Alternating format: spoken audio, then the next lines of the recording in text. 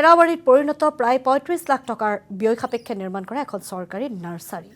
জৰাজীৰ্ণ অৱস্থাৰ ৰহা উন্নয়ন খণ্ডৰ চৌহদত দীঘলীয়াতি পঞ্চায়তে নিৰ্মাণ কৰা নাৰ্চাৰীখন ২০২১-২২ বৰ্ষৰ MGNREGA আঁচনিৰ অধীনত নিৰ্মাণ কৰিছিল এই নাৰ্চাৰীখন। ২০২১-২২ বৰ্ষতে নিৰ্মাণ কৰা নাৰ্চাৰীখন এতিয়া পৰিণত হৈছে এৰাবাৰীত। গছপুলি বিপৰীতে দেখিবলৈ পোৱা গৈছে হাবি জংঘলেৰে ভৰি পৰিছে। চৰকাৰী নাৰ্চাৰীখনৰ এনে অৱস্থা দেখি খৰ্গহস্ত হৈ পৰিছে অসম জাতীয়বাদী যুৱ ছাত্ৰ পৰিষদ। আমাৰ লগত কিছু মন্তব্য আছে এৰাবাৰীলৈ পৰিণত হোৱা এই নাৰ্চাৰীখনক লৈ আমি শুনাব বিচাৰিছোঁ এই মুহূৰ্তত।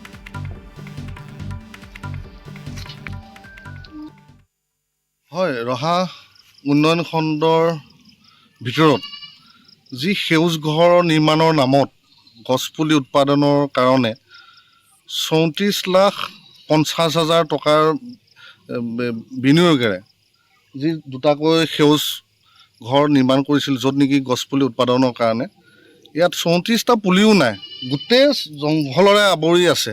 ২০২২ চনতে ৰহা সমষ্টিৰ সন্মানীয় বিধায়ক শশীকান্ত দাসদেৱে উন্মোচন কৰা এই সেউজ কক্ষটো দেখিবলৈ এটা পয়া লগাৰ অৱস্থাত আছে গৰু নেবাই হালত পৰিণত হৈ আছে। এই সেউজ কক্ষৰ ভিতৰত এটা ছাগলী ঘৰত পৰিণত হৈছে। গতিকে আমি আপোনালোকৰ মাধ্যমৰ যোগেদি আমি অসমৰ মাননীয় মুখ্যমন্ত্ৰী মহোদয়ক যে তেওঁলোকে কৈ থাকে যে সদায় চৰকাৰৰ যিখিনি আঁচনিসমূহ যিখিনি টকা মানে যেনেধৰণে কৰিব লাগিছিল তেনেধৰণে কৰা নাই, চৰকাৰী ধন অপব্যয় কৰিছে। গতিকে আমি মাননীয় মুখ্যমন্ত্ৰী মহোদয়ক দাবী জনাইছোঁ আমি অসম জাতীয়তাবাদী যুৱ ছাত্ৰ পৰিষদৰ তৰফৰ পৰা। আৰু এটা কথা হ'ল, যোৱাকালি আমি এটা সংবাদ মাধ্যমত পাইছিলোঁ যে ৰহা উন্নয়ন খণ্ডত যে সামগ্ৰী নামত প্ৰায় ৫ কোটি টকাৰ এটা স্থাপন হৈ আছে। ৫ কোটি টকা সামগ্ৰী বিতৰণৰ এটা যি নিবিদা হৈছিল, তাত ভুৱা তথ্য দি অভিযন্তা হওক ভেণ্ডৰৰ নামত ৫ কোটি টকাটো তেওঁলোকে সৰকাবৰ কাৰণে বিচাৰিছে।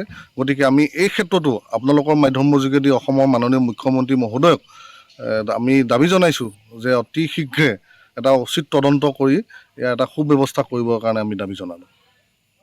হয়, ৰহা উন্নয়ন খণ্ডৰ